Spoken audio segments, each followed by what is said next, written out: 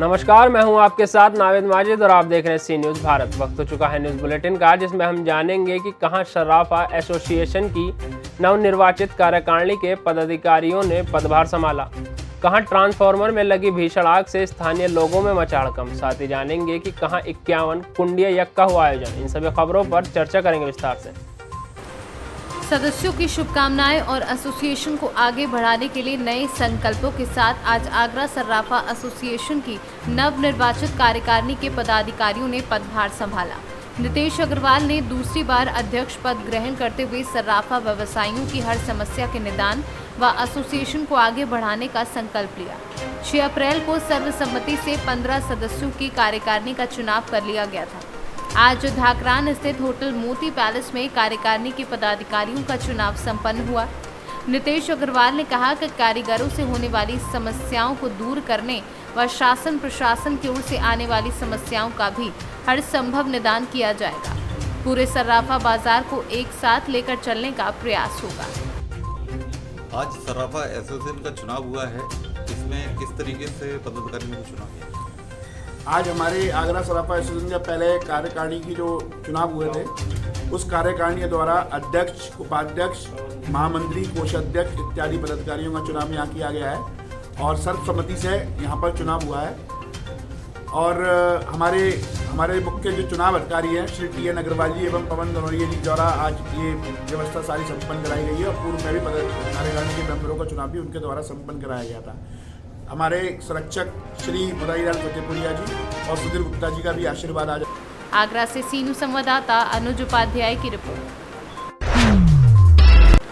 आज station road चिकोहाबाद में उस समय अफरा तफरी मच गई जब एक टोला में लगे हुए ट्रांसपोर्ट में भीषण आग लग गई। धू कर जली ट्रांसफार्मर की आग की चपेट में आने से लकड़ी के सामान की दुकान का सामान जलकर खाक हो गया। घटना की जानकारी तत्काल स्थानीय लोगों के द्वारा बिजली घर को दी गई। आग को बुझाने के लिए घटनास्थल पर तत्काल पहुंची फायर ब्रिगेड कड़ी मशक्कत के बाद आग पर काबू पाया।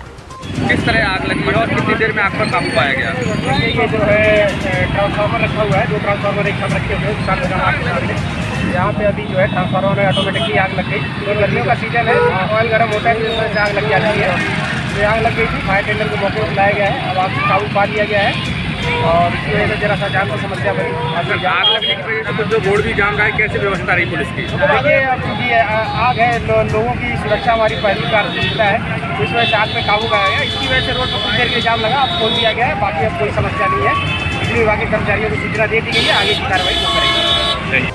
फिरोजाबाद से सीनू संवाददाता सन्नेश कुमार गुप्ता की रिपोर्ट। गया जिला के मानपुर स्थित जनकपुर घाट पर 51 कुंडीय यज्ञ का आयोजन किया गया। यज्ञ का मार्गदर्शन स्वामी विप्रदेव जी तथा आचार्य श्यामता जी के द्वारा किया गया, जो पतंजलि योगपीठ हरिद्वार से आकर यज्ञ को विधि पूर्वक करने से पूरे ब्रह्मांड की शुद्धिकरण, सभी प्रकार के शारीरिक, मानसिक, आध्यात्मिक समस्याओं का निराकरण करने की विधि बताई।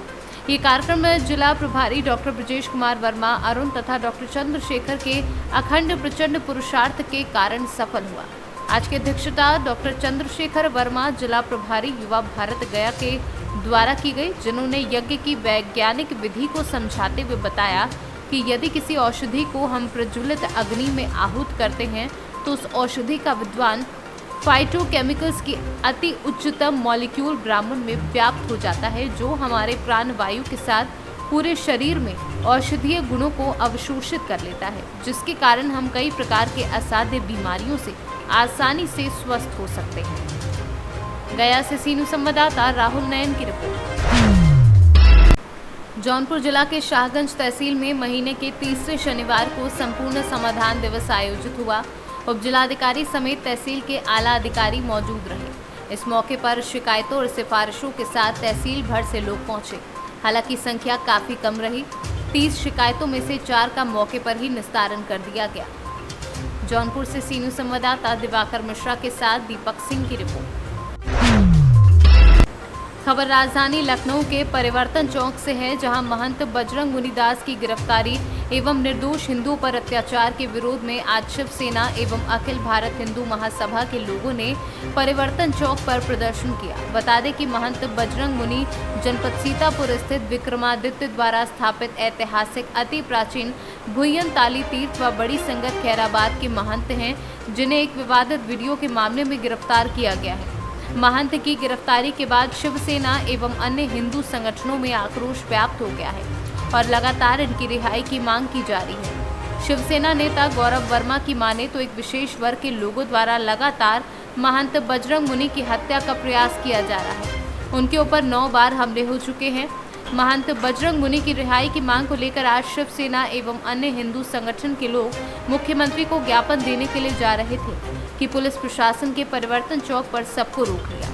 फिलहाल परिवर्तन चौक पर पुलिस प्रशासन को ज्ञापन सौंपने के बाद शिवसेना सहित अखिल भारतीय हिंदू सभा ने शासन प्रशासन को चेतावनी दी है कि अतिशीघ्र महंत बजरंग मुनि की रिहाई नहीं हुई तो पूरे प्रदेश में उग्र प्रदर्शन किया जाएगा।